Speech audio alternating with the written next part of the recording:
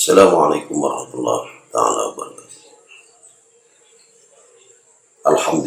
Alhamdulillahillazi hadana li hadza wa ma kunna linahtadiya laula an hadanallah. Asyhadu an la ilaha illallah wahdahu la syarika lah wa asyhadu anna Muhammadan abduhu wa rasuluhu la nabiyya ba'd. Allahumma shalli wa sallim wa barik ala hadzal nabiyil karim wa ala alihi wa ashabihi wa man tabi'ahum bi ihsan ila yaumil. Insyaallah kita akan lanjutkan bedah buku Sirrul Asrar karya Sultan Aulia Syekh Abdul Qadir Jailani Qaddasallahu sirruhu. Tapi sebelum itu marilah kita sama-sama baca surat Al-Fatihah, hadiahkan untuk Rasulullah SAW dan wabil khusus untuk Sultan Aulia Syekh Abdul Qadir Jailani Qaddasallahu sirruhu. Al-Fatihah. A'udzubillahi minasyaitonir rajim. Bismillahirrahmanirrahim. Alhamdulillahi rabbil alamin. Ar-Rahmanir Rahim. Maliki yaumiddin. Iyyaka na'budu wa iyyaka nasta'in. Ihdinas siratal mustaqim. Siratal ladzina an'amta 'alaihim ghairil maghdubi 'alaihim waladdallin. Kita akan melanjutkan kembali mukadimah dari buku Sirrul Asrar ini.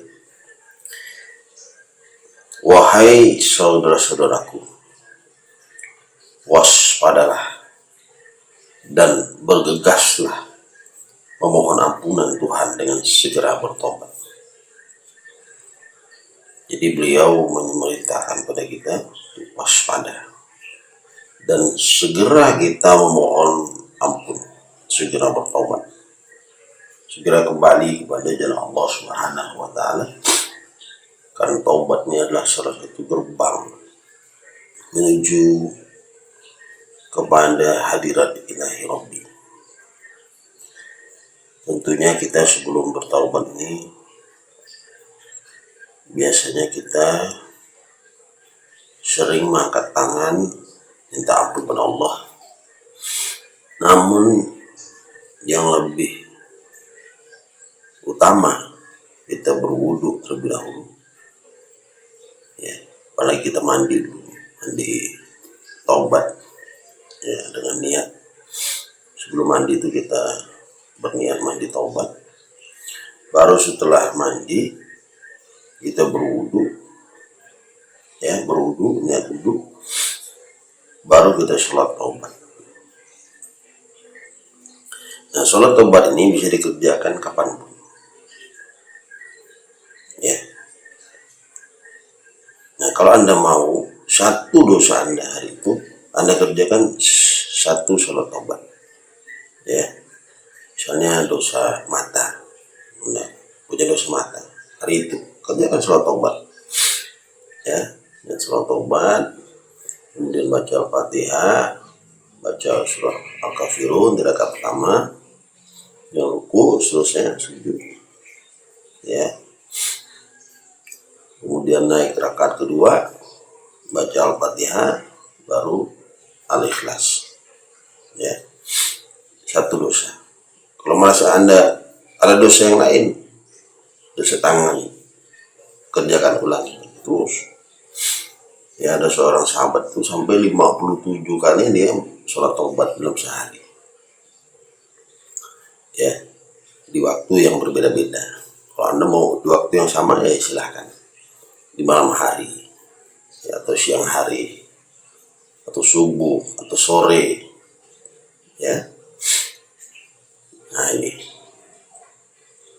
inilah jalan yang harus kita tempuh, ya, jalan kembali kepada Allah. Tempuhlah jalan ini, tarekat, ya. Ini kita harus berlatih di sini, menempuh jalan. Nah, di sini akan terasa betapa hawa nafsu itu mengajak kita. Innan nafsa la'amaratun bisu. Ya. Jadi nafsu itu selalu mengajak kita berbuat jahat. Dari surah Yusuf itu, illa ma rahima rabbi, kecuali nafsu yang dirahmati Allah, ya, nafsu yang baik, ya, nafsu mutmainnah, ya,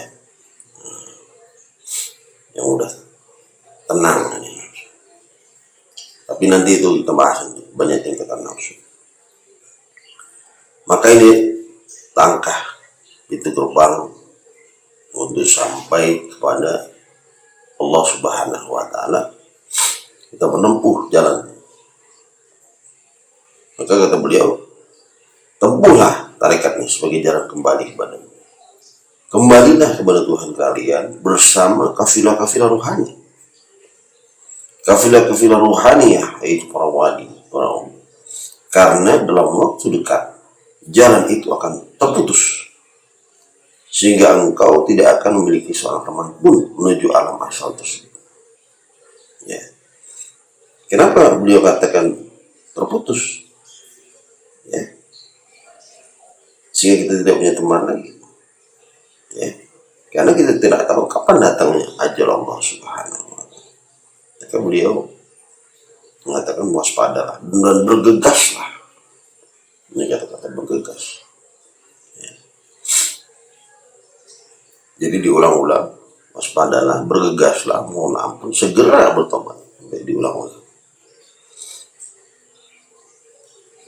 Kemudian beliau katakan, kita datang untuk membersihkan dunia yang hina lagi berlumur kerusakan ini, yang hanya akan memuaskan dahaga nafsu. Jadi dunia ini memang harus dibersihkan, ya, karena isinya adalah keinginan untuk memuaskan dahaga nafsu yang tidak habis-habis. Ya. Kemudian beliau lanjutkan, ketahuilah bahwa Nabi Muhammad SAW tengah menunggu kalian dengan perasaan khawatir. Jadi Rasulullah sudah sampai. Maka beliau mengatakan, Rumya li ajli ummati alladzina fi akhir zaman. Aku mengkhawatirkan umatku yang hidup di akhir zaman. Ya. Beliau sangat khawatir.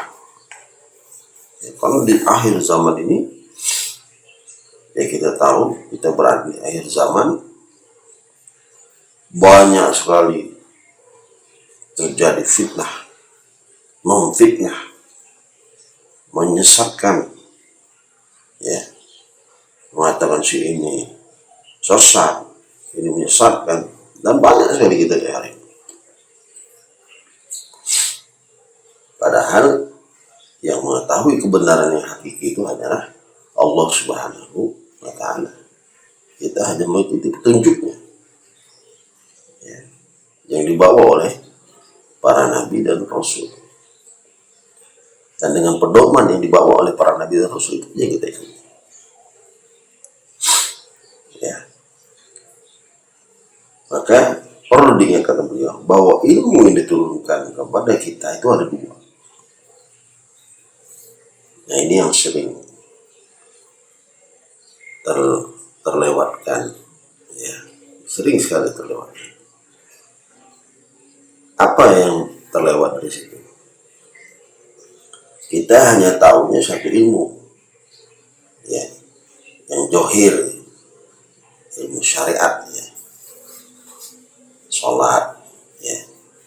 Tapi di dalam sholat itu ada ilmu batin. Apa itu? Khusyuk. Khusyuk itu ilmu batin. Ya. Jadi ada dohir, ada yang batin. Maka kata beliau,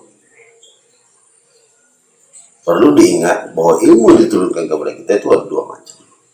Ilmu dohir dan ilmu batin. Ilmu yang lahir itu syariat, dan ilmu yang batin yaitu hakikat. Berwudu itu ada syariatnya, sholat ada syariat. Tapi Ketika kita berwudu, pernahkah kita membayangkan kita membersihkan dosa-dosa? Seperti dilakukan oleh cucu dan Rasulullah. Ketika berwudu, dia ingat dengan dosanya. Di tangan, di wajah, di kaki. Atau kita hanya berwudu biasa saja, tanpa berniat. Begitu juga dengan sholat, apa kita pernah berniat? Ya. Atau hanya langsung takbiratul ihram? Ya. Dan ilmu batinnya itu ilmu ma'rifat. Itu kalau dalam sholat namanya khusyuk. Khusyuk ini. Ya. Sampai dikatakan Allah, qad aflahal mu'minu alladzina hum fi sholatihim khashi'un. Itu orang yang khusyuk. Sungguh telah beruntung orang-orang yang yakin pada Allah. Yaitu siapa? Yang sholatnya khusyuk. Karena ada juga an sholatihim sahun, ada juga yang sholatnya lalai. Soalnya sholat dia ke masjid, ya, tapi dia batinnya mana-mana pikirannya, batinnya tidak di masjid itu. Dia sholat tapi sholatnya lalai, rugi dia. Maka yang beruntung siapa? Qad aflahal mu'min allazina hum fi sholatihim khashi'un, yang sholatnya khusyuk. Makanya kata beliau, adapun ilmu syariat dianugerahkan untuk kita secara lahir, anugerah. Sedangkan ilmu ma'rifat untuk batin kita. Ya, batin. Bukan hati ya, batin. Batin itu jauh. Jika kita mampu menyatukan keduanya, maka ia akan membuahkan ilmu hakikat. Nah, kalau kita tahu secara syariatnya, secara johirnya, secara batinnya, maka kita ketemu dengan buah yang disebut dengan hakikat. Ini disebut Allah dalam surah Ar-Rahman, marajal bahrain yaltaqiyan bainahuma barzakhun la yabghin. Dia membiarkan dua lautan mengalir, yang keduanya kemudian bertemu. Antara keduanya ada batas yang tidak dilampaui oleh masing-masing. Jadi mengalir aja. Ya, lautan syariat dengan lautan ma'rifat. Ya, tapi ada batas, tidak bisa dilewati.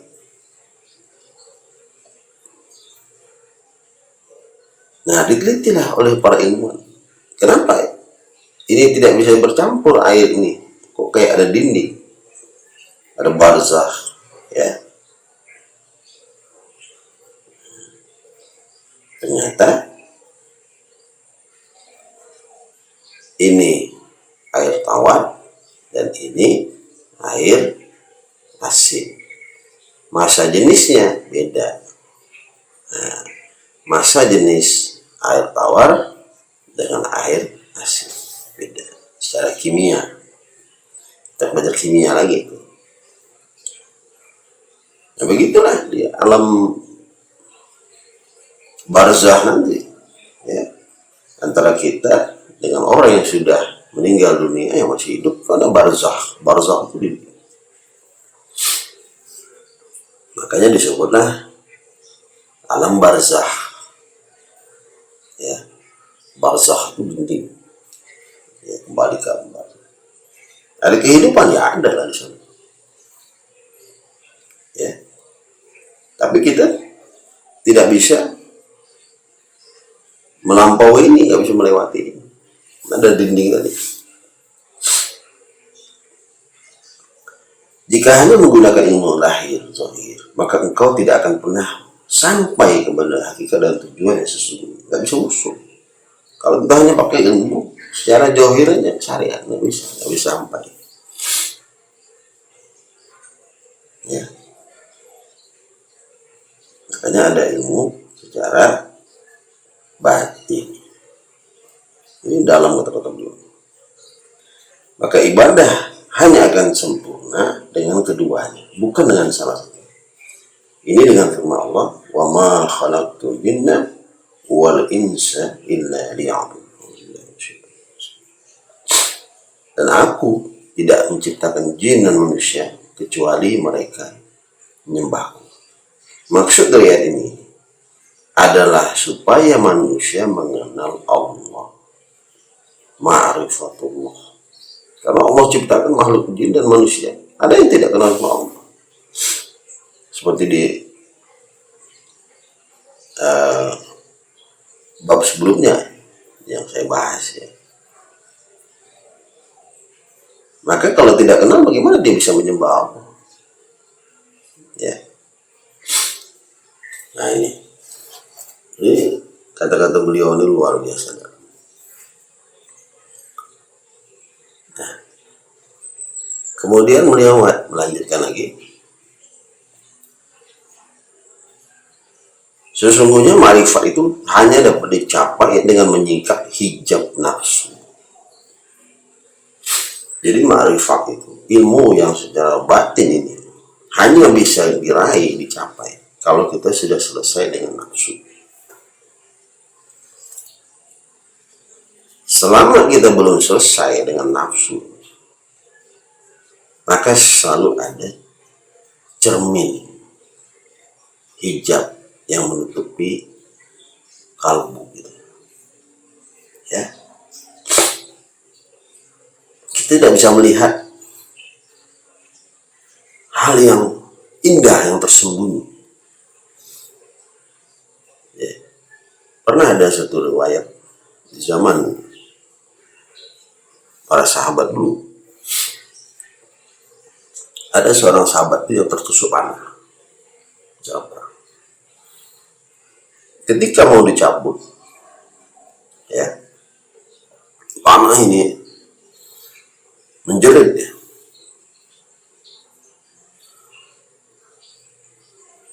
Ajaibnya, begitu dia merasakan sakit, sahabat ini berkata, sebentar, nanti kamu cabut ketika aku sedang sholat, ketika aku tengah sholat, takbiratul ihram itu, ya. Nah, kau cabut Pak. Karena ketika aku sholat waktu itu, jadi sahabatnya kata,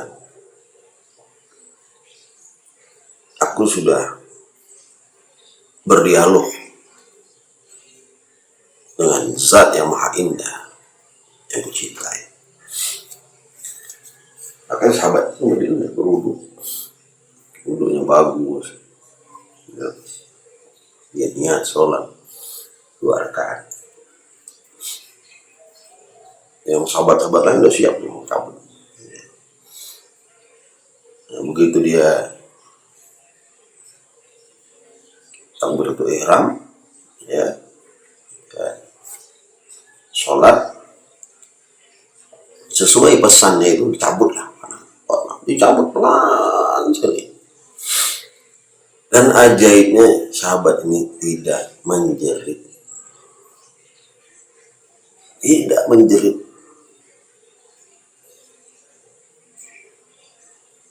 ya.